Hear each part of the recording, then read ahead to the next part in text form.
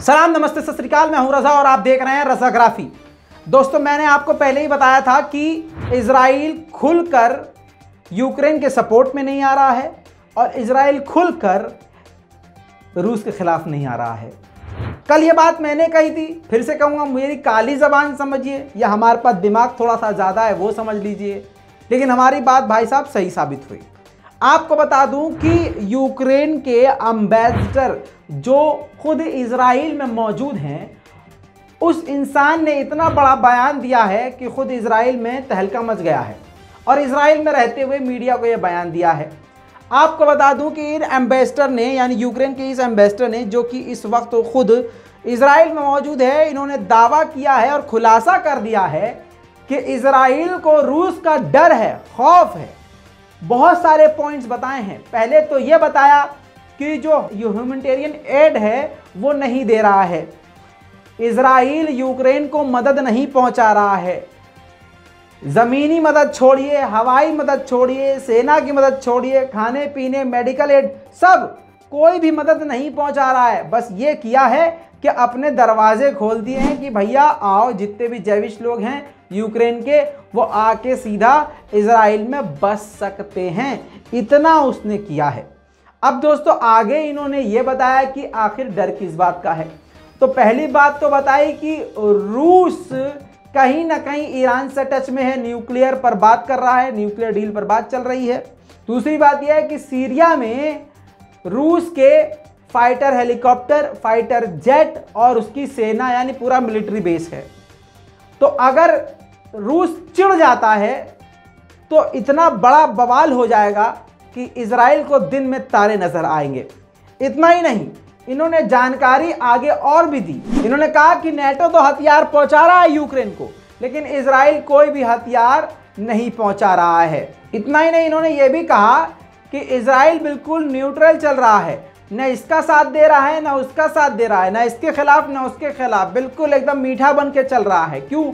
क्योंकि रूस की ताकत के बारे में इजराइल अच्छी तरह से जानता है। यूक्रेन के मिनिस्टर ने काफ़ी बातें कही हैं, जो मेन बात थी वो मैंने आपके सामने रख दी हैं, जिससे ये बात क्लियर हो गई है कि इस वक्त खुद इजराइल की सिट्टी पिट्टी गुम है। आपको बता दूं कि यूक्रेन की डिफेंस मिनिस्ट्री की तरफ से जानकारी दी गई है कि बेलारूस से भी अब हमले शुरू हो गए हैं, यानी बेलारूस में रूस की सेना मौजूद है। फाइटर जेट वहां से उड़े, होरोची और टुमैनी इलाके में बमबारी करके उन इलाकों में आग लगा दी और ये लगातार हमले अब बेलारूस की तरफ से शुरू हो गए हैं, यानी बेलारूस की तरफ से भी रूसी सेना ने घुसपैठ शुरू कर दी है। ये ब्रेकिंग न्यूज़ है। दूसरी तरफ यूक्रेन में जब रशियन मिलिट्री घुस रही है तो यूक्रेन के नागरिक डरने के बजाय बल्कि यूक्रेन के सैनिकों को ये समझा रहे हैं कि भाई साहब, ये तुम्हारा मुल्क नहीं है और तुम्हें इन वजहों की वजह से यहाँ पर नहीं होना चाहिए। देखिए किस तरह से यूक्रेन के निहत्थे लोग, आम जनता, हथियार समेत रशियन मिलिट्री से बहस कर रही है। Просто очень жалко. Подождите, кто здесь? Я хочу сказать. Вот вы как старший человек здесь, да, работаете? Ну, вот хорошо. Это моя жена, я отец семерых сыновей. Они стоят в разных местах, но мне жалко вас как сыновей. Поймите, здесь очень много полегло ваших и наших. Очень много полегло. Зачем это делать? Вы просто или обманутые люди. Мы нормально живем, мы нормальная страна, мы на вас не нападаем. यूक्रेन के चेर्निटिव के इलाके में जब रशियन टैंक्स घुसे तो यूक्रेन की सेना ने उन टैंक्स का हाल बहुत बुरा कर दिया।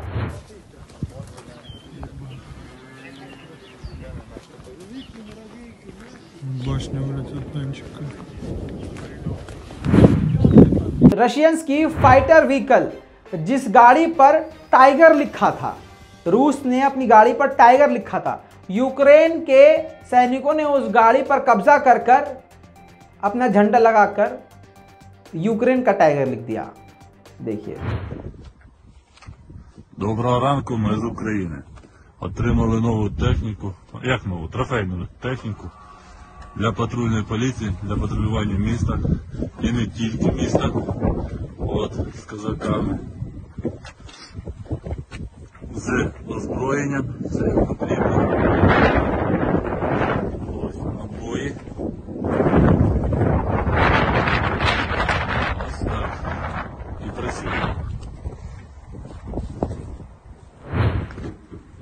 दूसरी तरफ आपके स्क्रीन पर ये सैनिक जो हैं, ये रशियन सैनिक हैं।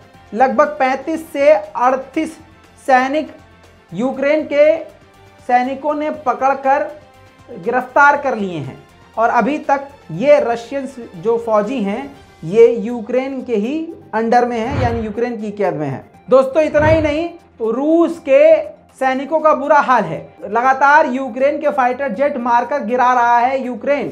अब आपको बता दूं कि पायलट ने हवाई जहाज को यानी फाइटर जेट को इजेक्ट कर दिया, यानी अपने आप को इजेक्ट कर दिया, क्योंकि फाइटर जेट तबाह हो गया था, लेकिन उसका पैराशूट ही नहीं खुला और वो जमीन से टकराकर मर गया। दोस्तों इसके अलावा यूक्रेन का एक नया शहर लिवानो, जहां पर अब रूस के फाइटर जेट पहुंचना शुरू हो गए हैं और वहां पर भी दिन दहाड़े बमबारी शुरू हो चुकी है।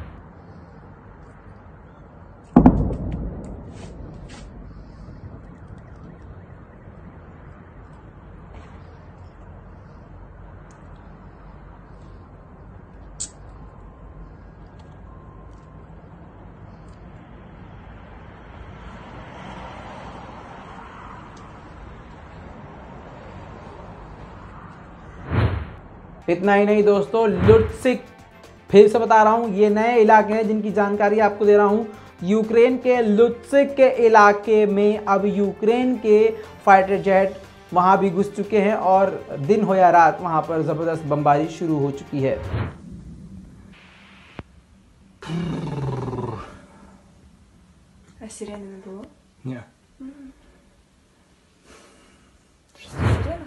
इसी के साथ आपको एक और नया शहर बताऊंगा, दिनप्रो। जी हाँ, दिनप्रो जो है ये भी यूक्रेन का नया शहर है जिसके बारे में आपको जानकारी दे रहा हूं। पहली बार ये सब तीनों शहर आपको बताए हैं। यहां पर भी रशियंस फाइटर जेट पहुंचकर बमबारी कर रहे हैं। Летит ракета. Сука, еще раз.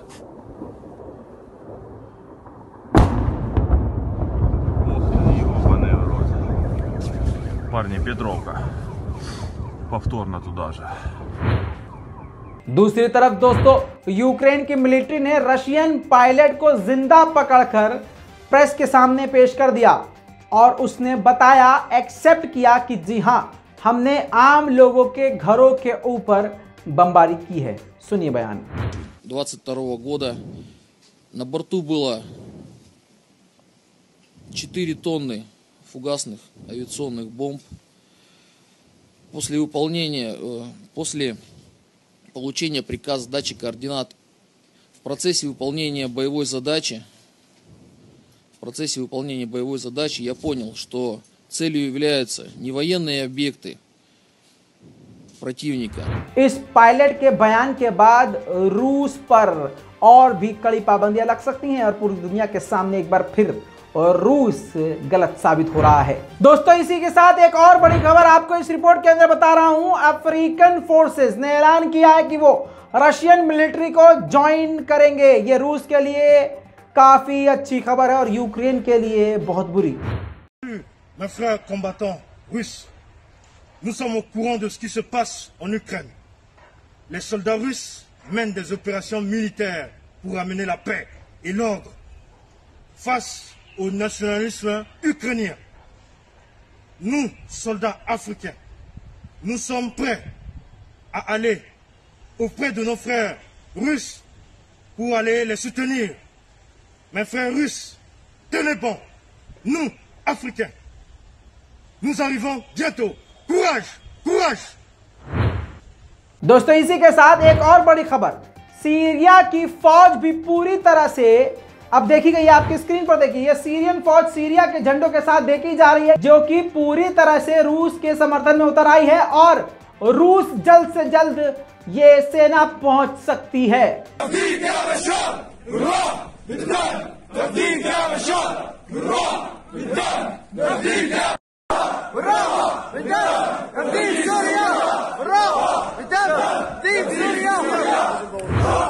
नेटो के चीफ ने बड़ा बयान दिया है। नेटो के चीफ ने कहा है कि यूक्रेन की जंग कहीं ऐसा ना हो जाए कि नेटो वर्सेस रशिया हो जाए, इसलिए ईयू को पहली बात तो मजबूत होना पड़ेगा, यानी यूरोपीय यूनियन के देशों को मजबूत होना पड़ेगा रूस के खिलाफ, और दूसरी बात ऐसा कुछ हमें नहीं करना है जिसकी वजह से ऐसा हो जाए कि यूक्रेन तो किनारे और नाटो वर्सेस रूस हो जाए। 188 डोमिनोज रेस्टोरेंट डोमिनोज ने पूरी तरह से रूस में बंद कर दिए हैं। दोस्तों आपको एक बड़ी खबर दे दूं, बेलारूस के प्रेसिडेंट लुकाशेंको रूस पहुंच चुके हैं। तस्वीरों में देखिए दोस्तों, रूस की सरजमीन पे इन्होंने कदम रख दिया है।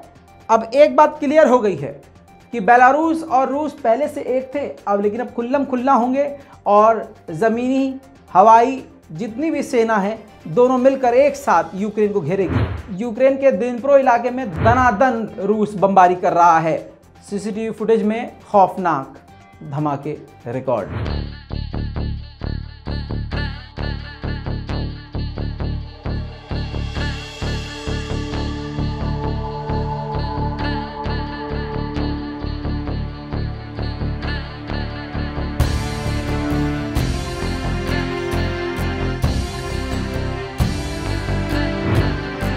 दोस्तों किसानों की ताकत क्या होती है ये कोई जाने ना जाने, लेकिन अब भारत के लोग तो जान ही गए हैं। भले ही मोदी जी जीत गए हैं, लेकिन आपको बताएं किसान की ताकत क्या होती है। फुल स्क्रीन पर देखिए। अरे भैया ये मजाक चल रहा है क्या भाई? हाँ, अपनी आंखों से देख लिए, बात बिल्कुल सही है। ये पीछे जो बांधा हुआ है रस्सी से, ये फाइटर जेट है रशिया का, और आगे जो ट्रक चल रहा है ये यूक्रेन का है। समझ रहे हैं? हाँ, तो मतलब कुल मिला के यूक्रेन काफी भारी पड़ रहा है। दोस्तों इसी के साथ एक और बड़ी खबर आ रही है विद फुटेज। आपको बता दूं, काइवीव के इलाके में, शहरी इलाके में लगातार दनादन बमबारी रूस कर रहा है। देखिए, много потерь, ждали, голова колонны попала в засаду, командир полка погиб, по остальным разбираюсь. Сейчас как разберешься, всех соберешь, мне доложишь, как понял. Оттуда били. दोस्तों ये थी अब तक की सबसे बड़ी खबरें, जो कि जंग की सबसे बड़ी बड़ी अपडेट्स थी, आपको दे दी गई हैं। इस रिपोर्ट के बारे में अपनी राय जरूर कमेंट में लिखिएगा और रिपोर्ट को शेयर करना मत भूलिएगा। चैनल को अगर सब्सक्राइब नहीं किया है तो भाई सब्सक्राइब कर लीजिए, क्योंकि जो खबर हम देते हैं वो कोई नहीं देता। हमें रजा और आप देख रहे हैं रजाग्राफी। जय हिंद।